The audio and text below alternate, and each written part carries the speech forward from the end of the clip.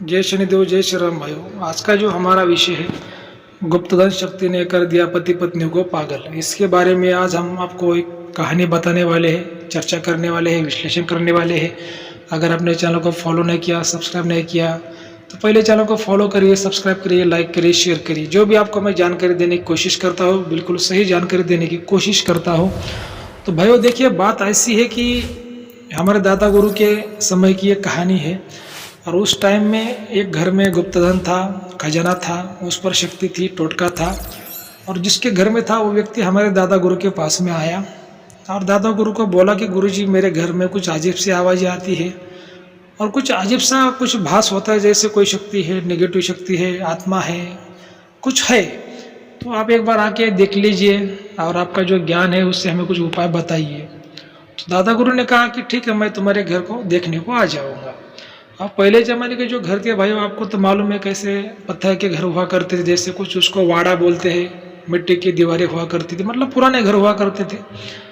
तो उस व्यक्ति के पीछे वाले कमरे में, घर के पीछे के भाग में उसको जोर जोर से आवाज़ें आती थी, जैसे कोई जमीन को खोद रहा है, जमीन पर जैसे कोई कुछ कर रहा है ऐसे। तो देखिए, फिर दादा गुरु उसके घर में देखने को आ गए और फिर दादा गुरु ने उसका पूरा घर का विजिट किया, पूरे घर को देखा। और दादा गुरु ने उसको बताया कि भाई ये पीछे वाला जो भाग है उसमें नेगेटिव शक्ति है, गुप्त धन की शक्ति है और वो जमीन को खोदती है, तुमको इशारा दे रही है कि यहाँ पे धन है, लेकिन इसको निकालना इतना कोई आसान बात नहीं है, क्योंकि वो जो धन है तुम्हारे वंश का नहीं है, दूसरों के वंश का है। और शक्ति की जो इच्छा है कोई दान धर्म की नहीं है, वो खून की प्यासी शक्ति है। ठीक है, पूरा दादा गुरु ने उस शक्ति को देखा, उससे बात करके, उस जमीन का टेस्टिंग करके उसको सारी जानकारी दे दी। अभी जो घर का जो मालिक था, जो पति पत्नी थे, तो थोड़े लालची थे। ठीक है, और दादा गुरु ने उनको बोल दिया कि भाई इस काम क्या करते हैं, बंधन करते हैं, इसको बांध देते हैं और इसको यहाँ से हटा देते हैं कि बाद में तुमको नुकसान ना करे, तुम्हारे घर परिवार में, काम धंधे में ये शक्ति, नेगेटिव शक्ति नुकसान ना करे, तुम्हें ना परेशान करे, हम इसको इसका बंधन कर देते हैं। लेकिन जो पत्नी थी, जो पति था, उन्होंने बोला गुरुजी इसको निकालने की कोशिश करिए या हमें मिल जाए, ऐसा कुछ करिए। तो दादा गुरु ने कहा कि भाई देखो, ये जो शक्ति है तो वो ज़्यादा ही नेगेटिव है और ये कोई अच्छा काम नहीं है इसको निकालना, क्योंकि शक्ति आपको सुकून से नहीं रहने देगी और निकालने के बाद भी आपको सुकून से खाने नहीं देगी, क्योंकि खून पीने वाली शक्ति है, इतनी आसान नहीं है।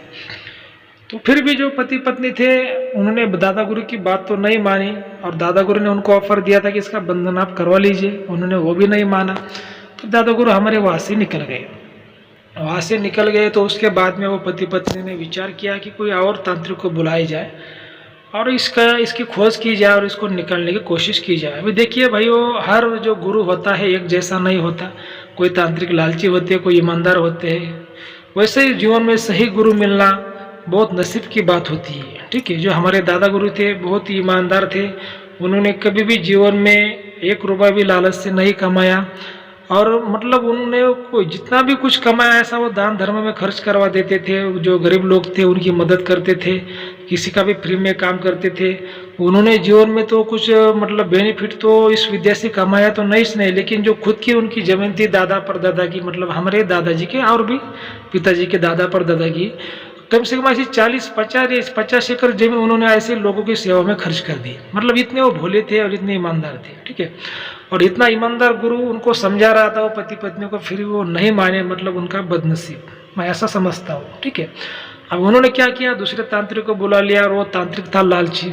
ठीक है, उन्होंने वो टेस्टिंग कर लिया और तांत्रिक को लगा कि भाई अभी धन तो मिलेगा, लेकिन धन की शक्ति खून मांगती है, तो मरने दो, ये पति पत्नी अगर मर गए तो क्या दिक्कत है, अपने को तो धन मिल रहा है।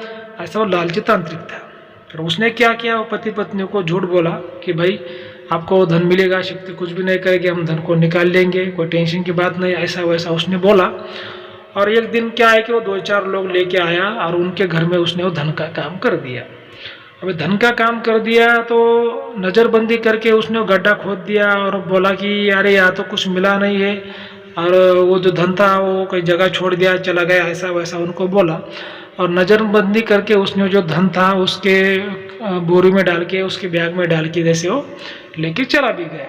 अभी वो तो चले से उसने धन को निकाल के चला गया, लेकिन जो शक्ति थी उसने दोषी किसको माना, जो घर के पति पत्नी थे उनको दोषी माना।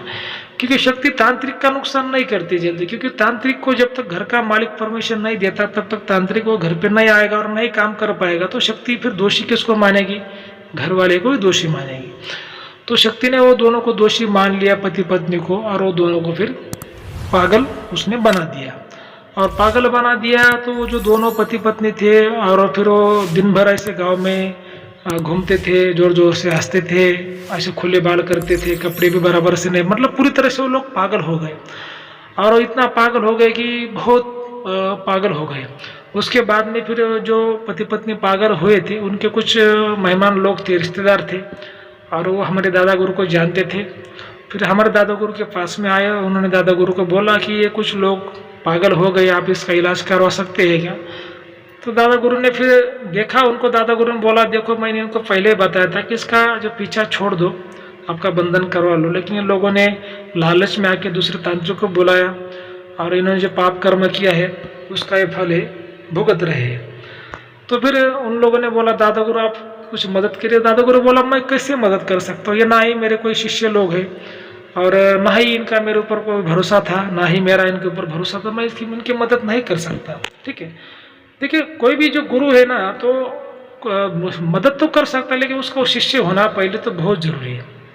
जी हाँ, जैसे कोई स्कूल का अगर आपके पास में एडमिशन है तो स्कूल का मास्टर आपको पढ़ाएगा, अगर स्कूल का आपके पास में एडमिशन नहीं है तो फिर आप वो जो स्कूल का जो मास्टर आपको नहीं पढ़वाएगा।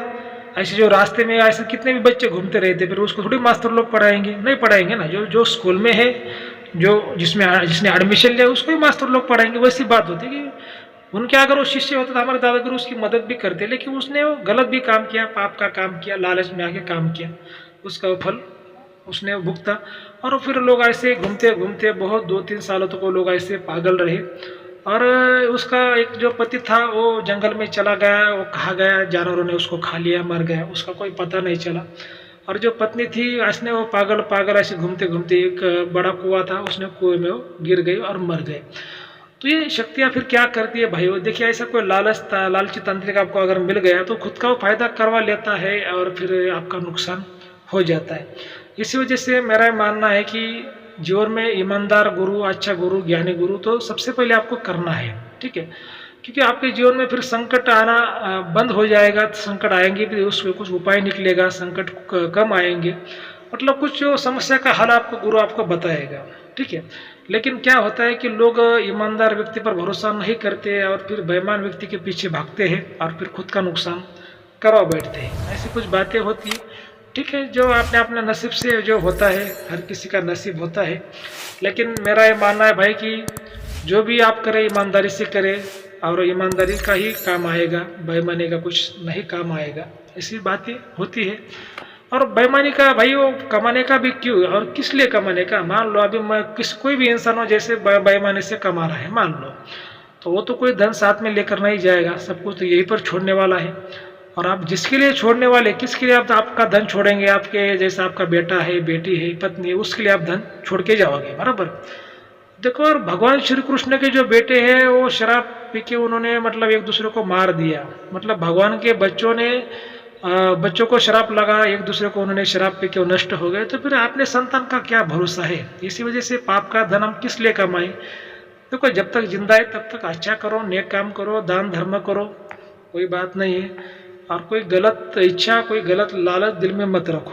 ठीक है, और नेक गुरु करो, अच्छा गुरु करो, ईमानदार गुरु करो, ज्ञानी गुरु करो, आपका जीवन में बिल्कुल भला होगा, ये मेरा मानना है। ठीक है, अगर आपको आज का वीडियो अच्छा लगा है तो चैनल को सब्सक्राइब करिए, फॉलो करिए, लाइक करिए, शेयर करिए।